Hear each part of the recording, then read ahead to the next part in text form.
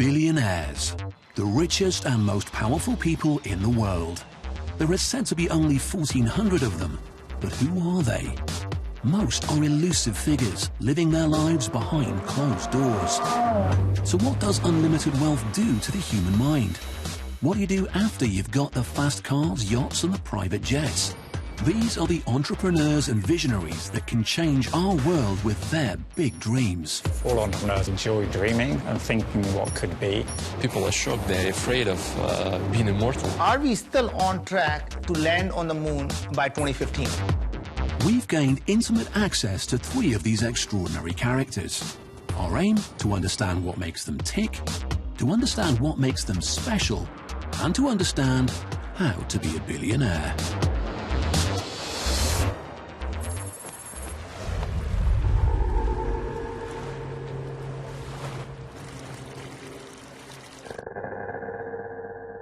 Meet Naveen Jain. Oh, hello, how are you? So, I'm going to show you some of the cool stuff here. Stuff from space. I probably have the largest collection of meteorites in private hands, and probably most museums. And this is something that I like to share with everybody, and the reason I'm sharing with you is because I want people who can't afford to have them to be able to see what they are like. I want them to be people to be able to touch them, and people to be able to feel that same thing that I feel having these meteorites in my hand. This is really nice beast from the moon. So imagine you're holding in your hand a piece of moon. I mean, that is just unbelievable.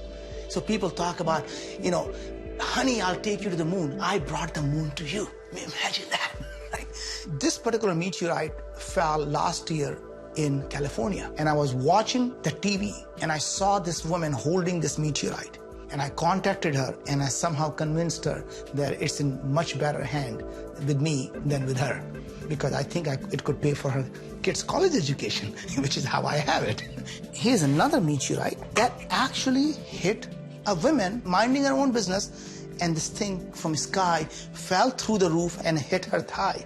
This meteorite would be less valuable, but for the fact that it actually hit a human being on Earth. And it's just really fascinating. Naveen has a seemingly never-ending collection of rocks from outer space. He said they were worth over $9 million, a drop in the ocean for a man with a personal wealth estimated at $2.2 billion. Look, beautiful, burnt rock. But his fascination with space extends beyond his meteorite collection.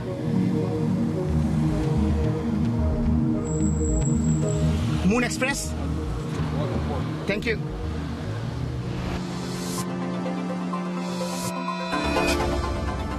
"32-year-old Russian billionaire Dmitry Itskov made his fortune through an online media empire.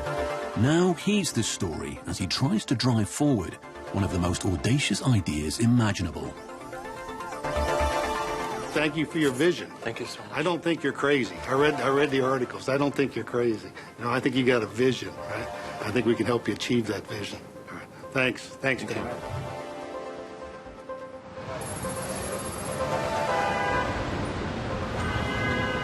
He and his team have taken over a whole floor of an Upper West Side hotel in New York.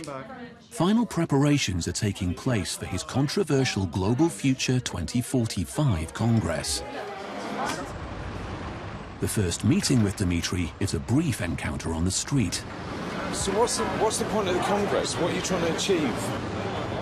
It's a natural process for any initiative to draw the attention of the media and to draw additional finances to the concrete project. So obviously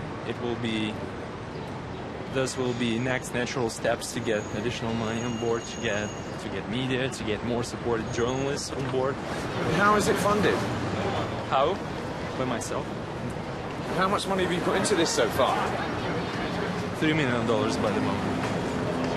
If I want the whole vision to move forward rapidly, I need somebody else, but with my personal resources, it will continue going on. Dmitri is caught up in a whirlwind of TV and press interviews. He's trying to convince the world that this project is more than a rich man's pipe dream. Tell us about the 2045 initiative. What are you seeking to accomplish here? What we're trying to accomplish is to create the foundation for the future evolution of human beings, and to give people the chance for the, I would say, for the second life. Dmitri is happy to talk about the project, but he's more guarded when asked about himself. You haven't spoken a whole lot about your personal life, right? Something you prefer not to discuss? There's just nothing in my personal life. Nothing is going on there. What do you mean? From dawn to dusk. I'm just working and working and traveling, flying, meeting people. After a day of non-stop interviews and networking, Dmitri finally retires to his modest hotel room. Time to get to grips with his dream. So, Dmitri, where did the idea for the Avatar project come from? The real effect on my personality, which led me to the 2045 initiative, was about my spiritual crisis. When I was just 25, I understood that I just didn't need, that extra luxury that I could have. I just realized that the more I live, the more I just spend my time doing something which won't lead me to the satisfaction in the future. To be immortal, to have the option to live forever, to have the body which is, not limited with all this biology, this is the real freedom. It's interesting, first of all, it's completely scientific. No esoterics, no mystics. It's scientific avatar. But in parallel, the whole motivation is spiritual. Dmitri has a detailed roadmap and even a political party to help drive through his dream. It's a 35-year plan for human evolution that starts with the development of human-like robots or avatars controlled remotely through brain-computer interface. This, he hopes, will develop to another stage with the full brain transplant, and he plans to eventually take us to a stage where uploading the human consciousness will be possible. The ultimate end goal is to exist as immortal holograms. But with science still unable to explain what consciousness actually is, his plan of downloading it to a machine is ambitious to say the least.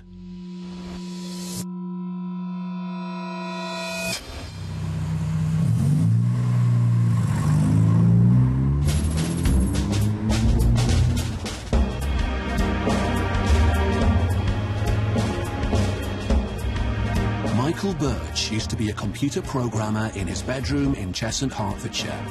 Now he's living the dream in San Francisco. It's an unusual circumstance to suddenly make a lot of money. It took me about 3 years to get used to it.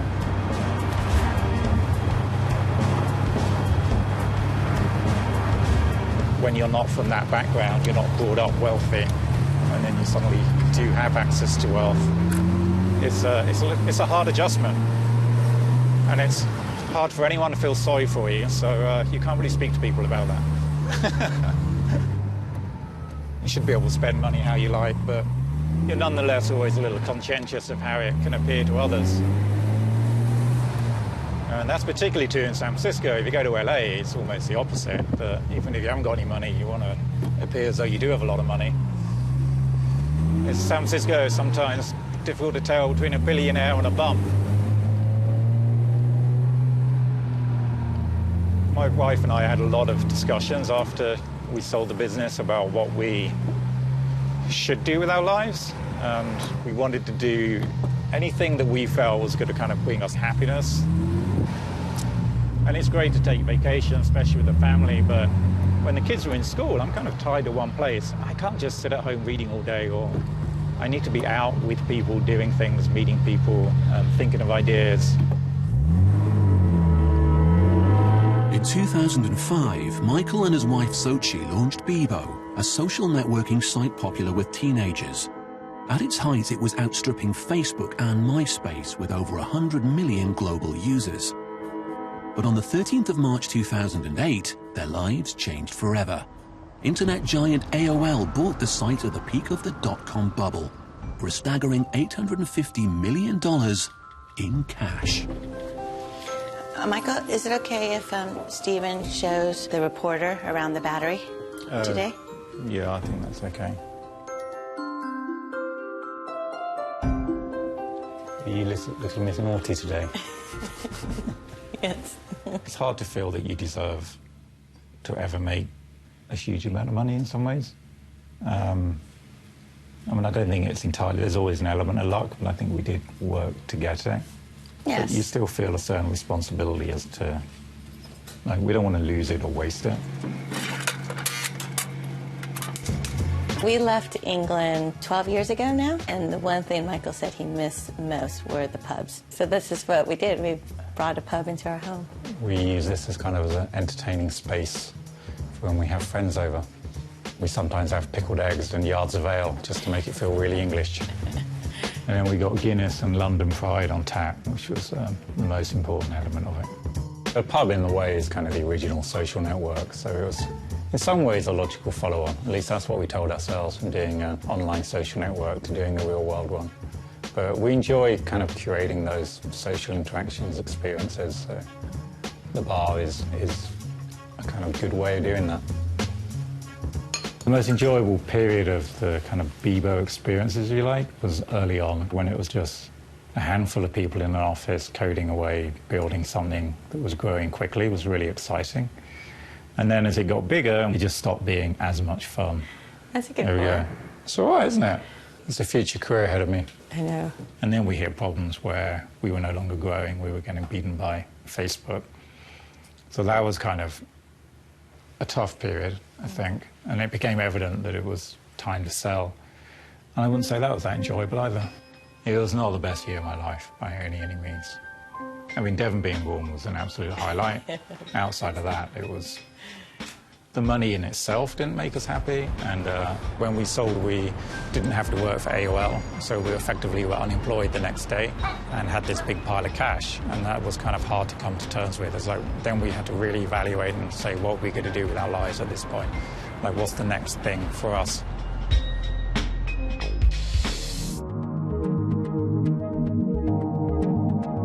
At a compound in Mountain View, California, internet billionaire Naveen Jain is hatching a plan that could make him the world's first trillionaire. Naveen, good to see you, my friend. Good.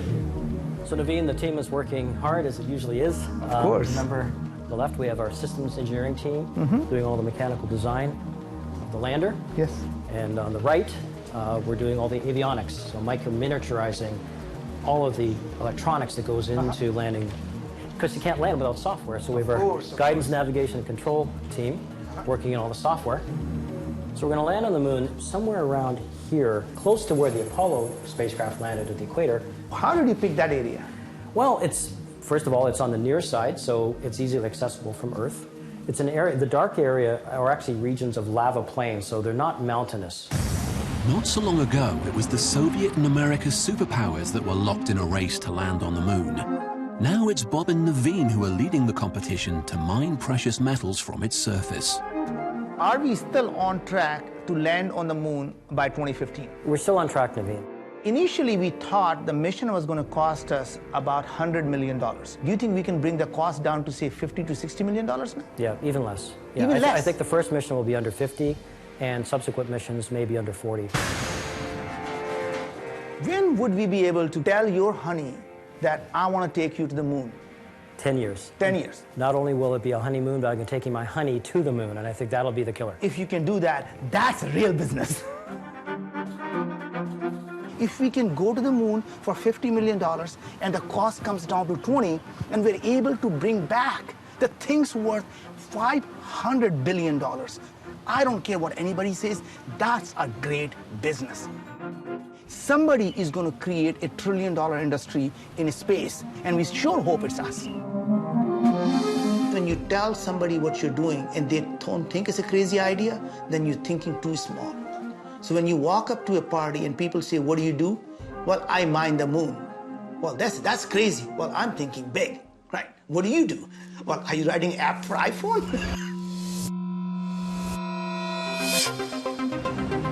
Today is the first day of Dmitri's 2045 Congress. He has handpicked some of the world's most open minds.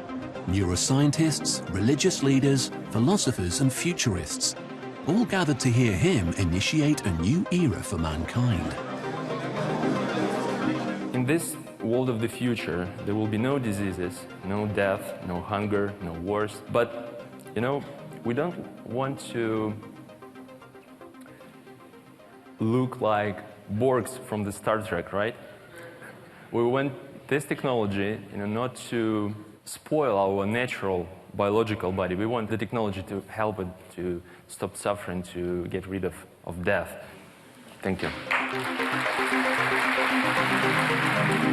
What were you dreaming when you were a child? Actually, I wanted to be an astronaut. Are you inspired at all by the movie Avatar? No. In your opening speech, you said that you had a spiritual experience that put you on this path. What was that?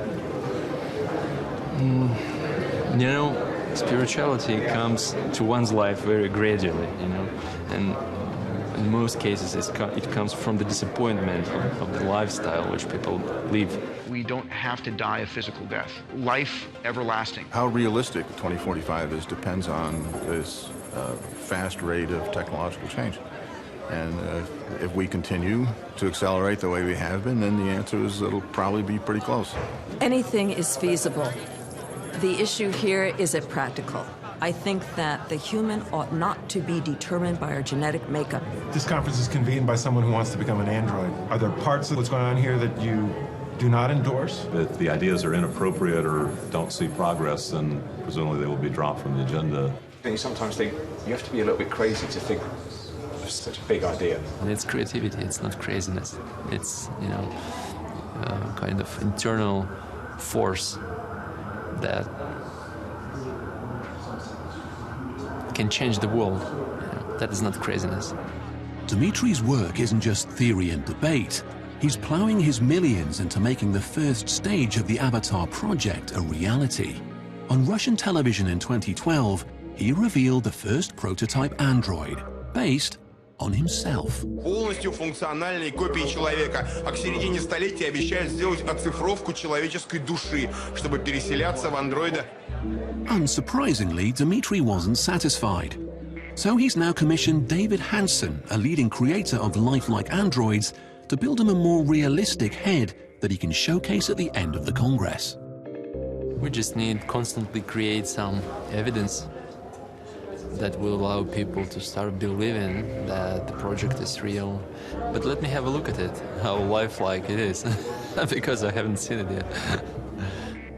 And I think the technology is advanced enough to be sure that it is not the science fiction, it's the reality. It's here, almost here.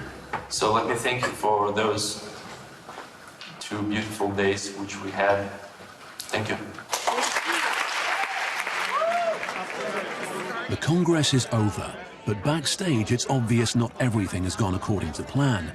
And the head that was delivered to Dmitry is not the one he wants to show the world. David, what happened to the head? Oh yeah, it's not finished yet. Sometimes it takes longer to create something that's like truly great. We want to capture the soul of Dmitry. When will it be finished? Ask him, please. Good question. Yeah, really good question. Where is it I hope now? soon. I would say that it doesn't exist yet. I'm just feel sorry for those people who expected it to see, but myself, I'm totally okay. What would be the question you would ask yourself in the year 2045? With the ongoing media circus around him and the obvious disappointment over the head not being ready, it's clear Dmitry is not in the right frame of mind for more questions. His project and objectives are now clear, but the intriguing figure behind it all is still a mystery. How do you become a billionaire? Perhaps some of the answers can be found by watching Naveen go about his strict daily routine. I wake up about 4:30 and 5, and between 5 and 5:15, I am working on email, catching up on news, looking at the blogs, looking at the different opinions. Because people just don't sleep. I mean, they're working 24/7. Somewhere around the world, people are awake and working. So you're always constantly being bombarded with request, information, or just sometimes news. And so in the morning, I wake up and I, take care of my mind.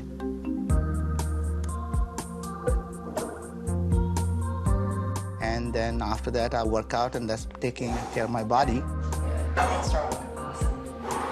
And then I do meditate before I go to work, so that takes care of my soul. You know, business is like a war. You have to be completely prepared, and unless you have mind, body, and soul really all ready for it, you just can't fight that battle. I do work very, very long hours, and I realize there is really no substitute. I mean, it doesn't matter how smart you are, there is just no substitute for hard work.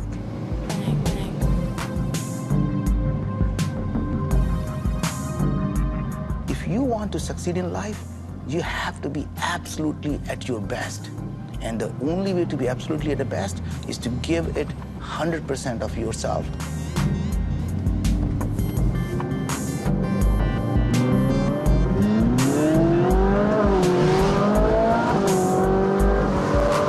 This is my commuter car, so I drive it every day to work. Most people buy a car and keep it in the garage. I drive them every day. A lot of people assume that entrepreneurs take chances. Is that true? Not true at all. In fact, entrepreneurs actually hate risk. Only play the game that you can win.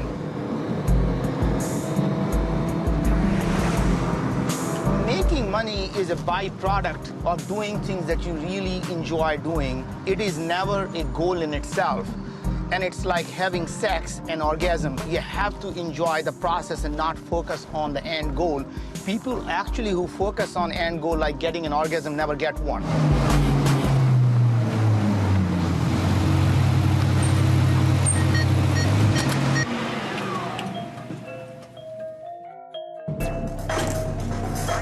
Following Naveen around on a typical working day, it's obvious that his big ideas attract other big ideas, and his interests stretch way beyond the information e-commerce world in which he's built his fortune.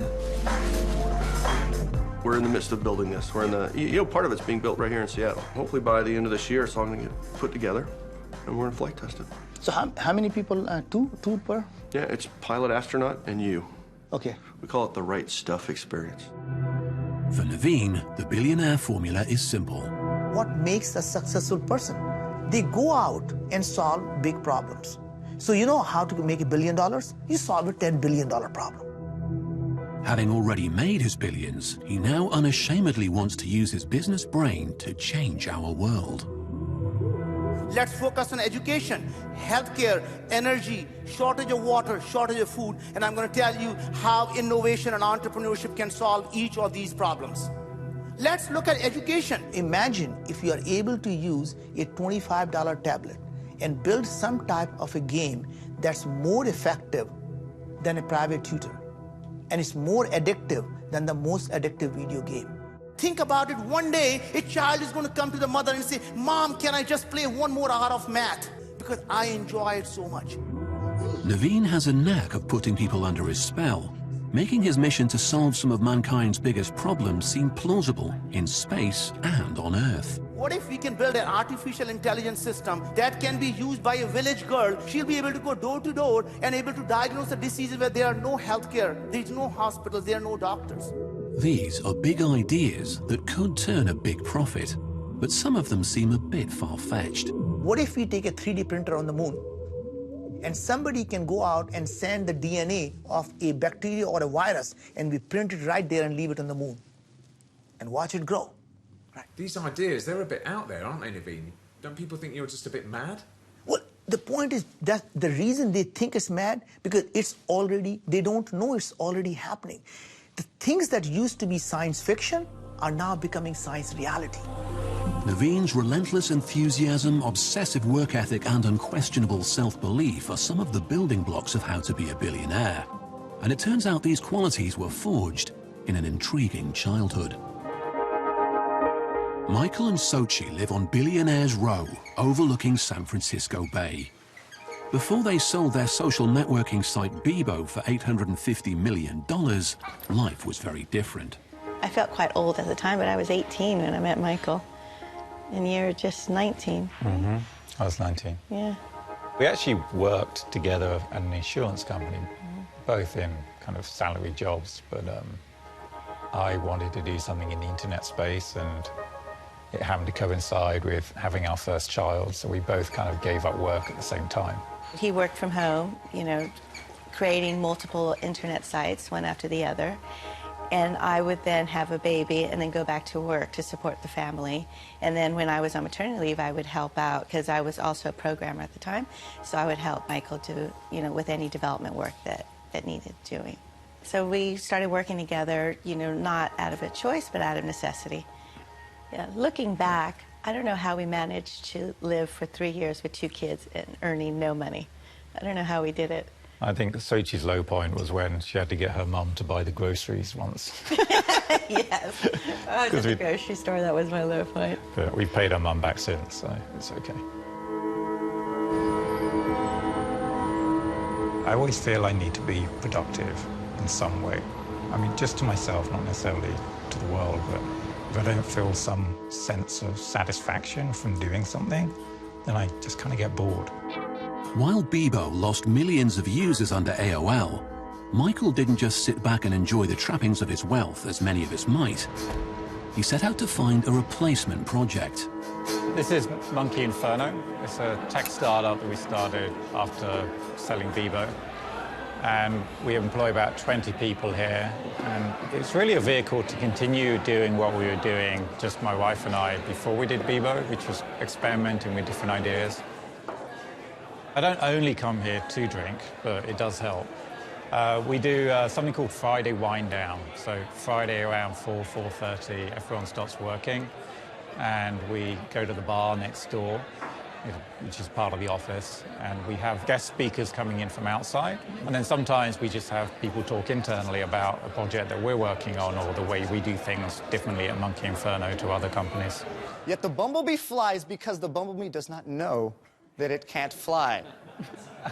We've always been very focused on creating an environment that people would want to come to work. We have free drinks, we have free food, we have lunch catered for every day. Any venture that we succeed in with Monkey Inferno, everyone has equity in that venture, even if they had nothing to do with it.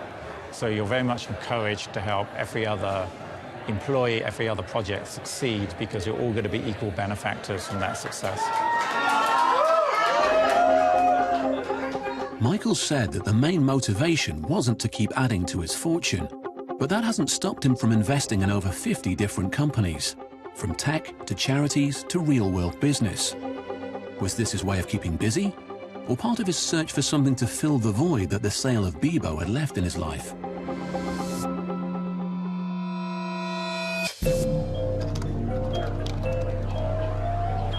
Naveen is a father of 3 who runs 4 companies and has his own space program. How do his children live up to that? My oldest, when he was very young, one day he came to me and said, "You know what, Dad? I'm going to make more money than you ever did." I actually sat him down and I said, "You know, surprising you think of success in that way. Success is not about how much money you're going to have. Success is about how many lives you'll be able to improve. And if you really want to be more successful than I am, go out and improve more people's lives than I'm able to do in my lifetime. And that's what's going to make me proud of you." And he said, "Whatever, Dad." I was 6 years old when Dad started his first company. And at the age of 7, he was taking me on the road with him. And then when I got a little older, like 10, 11, he would start randomly throwing me on stage with him in the middle of a talk and be like, "Hey, like, why don't you come up and give your thoughts?" And you really had no choice but to get up there and say what you thought. So it was a really interesting way to learn by fire, right? When he's 16, he calls me and he said, "Dad, I've been meeting lots of my friends who are at MIT and Harvard and Princeton. What if I brought the great mentors that you had for me, helping these young kids? If I could do that around the world, I'll be able to improve more people's life than you did. Would that make you proud?" And I said, "Yes." And guess what? That's when he started Kairos Society. And today it's the world's largest entrepreneurial society. America needs to reinvent our economy. We need to refocus our entire national efforts on young entrepreneurs. How can we be pioneers that move the world forward? Naveen seems to be nurturing his children on a predetermined path to success. His 16-year-old son Neil is the youngest student ever to attend the Singularity University in the Silicon Valley. Entrepreneurship is just kind of like a way of life, really. You can't turn it off. And his 19-year-old daughter, Priyanka, who is studying at Stanford University in California, is making her mark in the world of social philanthropy. I've spent 18 years of my life taking for granted everything that I have. A great family, parents, mentors, an education, good health. Things that millions and millions of girls around the world live without. My accomplishments in this world will never be measured by what I do. It will be actually measured by what our children are able to do.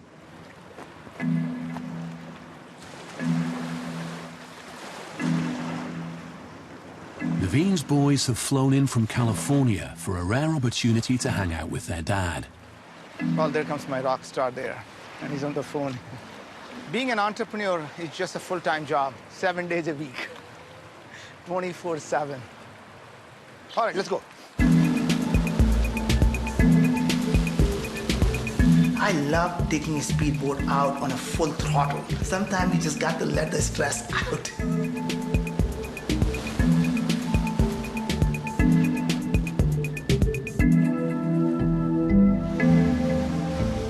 Just want to give you a heads up that we pushed an updated build. It's, obviously it's still... You want them to work hard, and sometimes you want them to just slow down a bit, but it's never a balance. He saw me do the same thing. When the three of them get together, the conversation rarely strays from business and finding ways to change the world. We always talking about business. Either he's talking about my business or I'm talking about his business. If you're solving problems, you're doing good in the world. And if you're doing good and you're solving problems in the world, you're gonna make a shit ton of money. If you can solve a problem that affects 1 billion people, and even if you only got $1 out of each of those people, you'd still make $1 billion. Without doubt, the kids are a chip off the old block. But is their entrepreneurialism purely down to their privileged upbringing, or is it in their blood? Maybe the answer lies in Naveen's past. I grew up in India, and we were very, very poor. And we didn't have to be poor. My father had a pretty decent job in the government. He was a civil engineer, overseer, responsible for building government buildings. India is an extremely corrupt society. My dad, in his humble wisdom, decided that he wants to be an honest man. He's just not going to take a bribe. Guess what happens? In government, you never get fired. You get transferred. Every 6-9 months, that son of a bitch has to go. He's not taking money. Find somebody who takes money. So we go to the most rural areas, and most of our education was done in places where there are no tables, no chairs, no whiteboard. You sat on the floor, you wrote on the floor. And despite all that, my sister went on to do a postdoctorate in applied mathematics. My brother had a PhD in computer science and a PhD in statistics. And I'm the least educated person with a degree in engineering from IIT and MBA. That is the kind of value system that constantly governs my life. Always looking back and saying the humble background that you come from and how much you have achieved.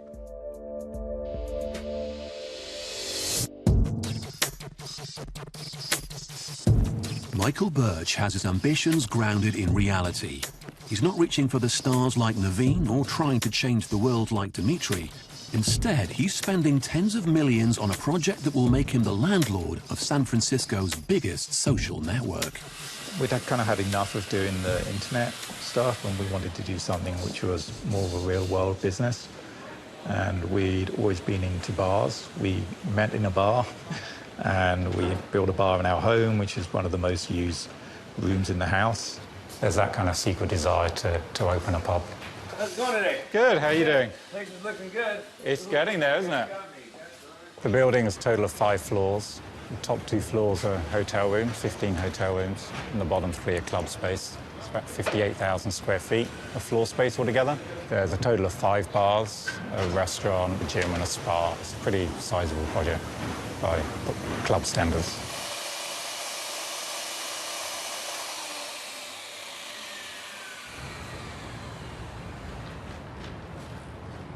There's a couple of traits that help for an entrepreneur, and I think one is just being really stubborn, and the other is being really naive. So you're stubborn to think that you can really do it, and you're too naive to know that it's probably a really bad idea and risky. I think the entrepreneurism comes very much from my father. He would come up with a lot of ideas, some of them crazy, some of them not so crazy. But I'd always hear him as a child trying to get these ideas marketed, trying to get people to accept them. And I wouldn't say I had a great deal of confidence as a child, so I was always amazed that he could do this, pick up the phone and just speak to someone. And I thought, I need to be able to do that when I'm older. And I think throughout college, my confidence grew a bit, and then after it continued to grow. And then I just sort of got to that point and forced myself in a position, in some respects, to do that. I always say I was born at the perfect time because I did a degree in physics originally, and I could do the math side of it and pick up computers easily, and I thought, this is it, the internet's the perfect thing. I was enjoying my life considerably more sitting at home in my bedroom building things and being creative than I ever was working at insurance companies as I did before. So I thought, it doesn't really matter that I'm not making money at this, I'm having fun doing it, and as long as I can find a way of doing that and survive and bring up the family, then I was all for continuing down that path. Much has changed for Michael on his journey as geek programmer from Hertfordshire to internet billionaire of Silicon Valley. He seems compelled to seek out new ventures, even though his fortune could grant him a life of leisure. Is he looking for something that will give him that sense of satisfaction that he got from Bibo before it became a social media giant? I used to be very laser focused on one thing, and now it's kind of changed because we're doing quite a few different projects. But at the same time, I kind of enjoy every now and then just focusing on something and trying to build that. So I started coding again recently. We were camping in the redwoods in Northern California, and then I spent the whole weekend, much to my wife's annoyance, sitting under these huge 100 feet high redwood trees on a camp chair coding for the whole weekend, which I just found immense fun. Although Michael and Naveen are very different people, they share the same single-minded determination. They never set out to become billionaires. They just never gave up pursuing their dreams. Humility is a sure sign of knowing when somebody has been successful. Because if you still have an iota of arrogance left in you, then you're still trying to prove something to yourself or someone else. That means you're still not successful. I think all entrepreneurs are dreamers, and they enjoy dreaming and thinking what could be. So as soon as you do one thing, you're thinking about, that was great, I enjoyed that journey, and now what's the next thing that I can actually do? So I don't think entrepreneurs generally don't retire. They just move on to different things. 2 months after the first visit, Michael was presented with an opportunity he just couldn't pass up. Hi, I'm Michael Birch. In 2005, my wife and I launched Bibo. On July 1st, we brought Bibo back, and I think we can all agree it's time to wipe the slate clean. Michael ended up buying back the social networking site for $1 million, $849 million less than he sold it for. It's obvious he has an emotional attachment to the company that publicly defined him, but was this just a case of him buying back his baby, or a genuine attempt to build it back up again? The new Bibo will be very different from the old one. Bibo was something I didn't expect to come back into our lives, so when we sold it, I had no intent or wish to ever have control of it or develop it again. And then time passed by and we watched it kind of decline, and we just thought it would be actually fun at this point. The world had moved on a lot, social media had moved on, so the challenge was, can you reinvent a social media site? Can you reinvent a website, in fact? Like most brands, or all brands that you can think of that have died out, have not come back. We knew the opportunity was available. We knew we wouldn't have to pay a great deal of money for it. And it just seemed that if anyone else bought it, they were just going to use it as a kind of mailing list to promote whatever business they're running at the time. And we thought that's kind of a shame for it to end its life in that way. Will it work? Who knows? But one thing's for certain, it'll be fun trying.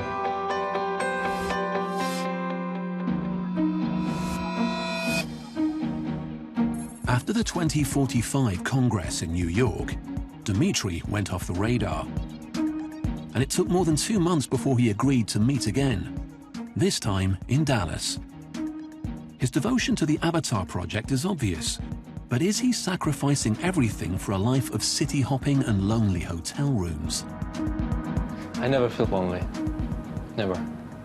At home, at hotel, I live alone, but I'm not looking to find anybody to be my company On the contrary, I like being alone. It's a good time for you to watch your mind, to think about your life, about your progress, to meditate. The hotel room is my refuge. I don't have enough time to have kids. I don't have enough time to have even a wife, you know. It's a pity, maybe, but I have what I have. Before Dmitri dedicated his life to pursuing immortality, he made his billion-dollar fortune in Moscow as a media magnate in web-based news publishing. Of course, there has been a period when money was the motivation. I just realized that I couldn't earn everything, and I decided to stop for some time just to explore different opportunities. Because you can spend all your life doing more and more, and what will you have? I realized that I will come to the dead end, you know. The game will be over. And I tried to look for something, you know, more, for something which probably you cannot describe with words, but you can feel. And obviously, to do that, you have to try to live without, you know, family, without your hobby, without your favorite business. It just, this is, I think, the beginning of your natural way of finding who you are.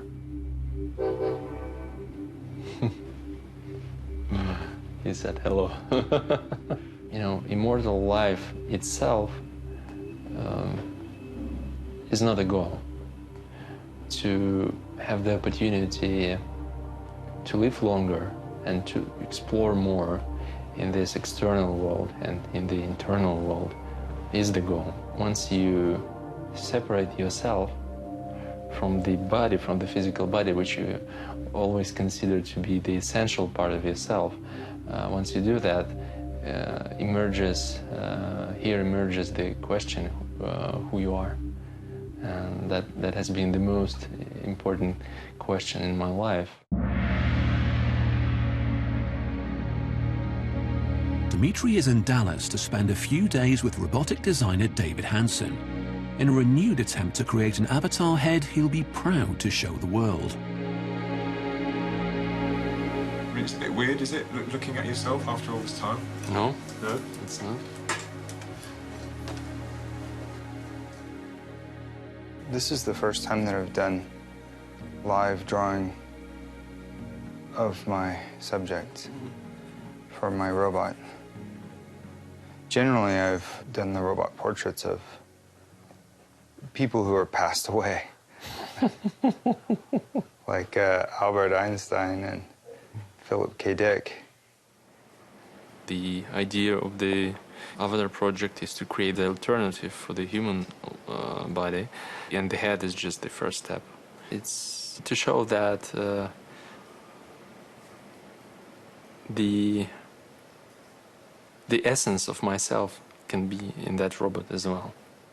And when it comes to the head, I mean, what was the reason for sort of using your own image? You know, it's easy to experiment with yourself always.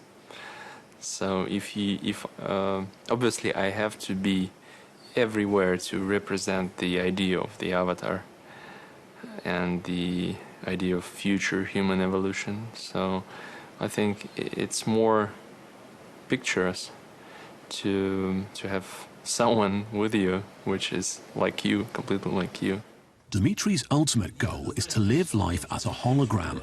But until then, he has a much more practical application for the current technology he revealed is out there. Look. If we take something like this for the disabled patients, imagine the quadriplegic person controlling the human-like robot. I think this will add some sense to the idea of migrating to different bodies in the future. And through the invasive chip now, you can realize the transfer of feelings, movements, and even vision and hearing quite soon.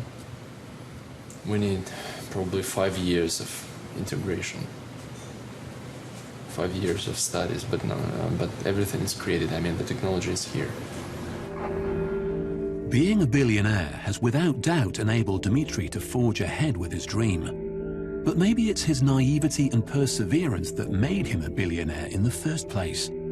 Either way, he's undeterred by the colossal challenges ahead of him. I am criticized, the idea is criticized. And sometimes people just don't want to educate themselves, don't want to read everything carefully, they just start criticizing. But I'm good with it because this is the process of bringing this idea to them. I mean, I'm happy that I was able to draw their attention.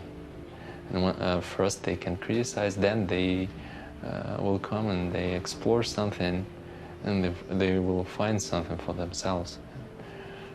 Probably for some of those critics, I will be able to deliver, avatars, which will help them, and they will say, "Thank you, I was wrong."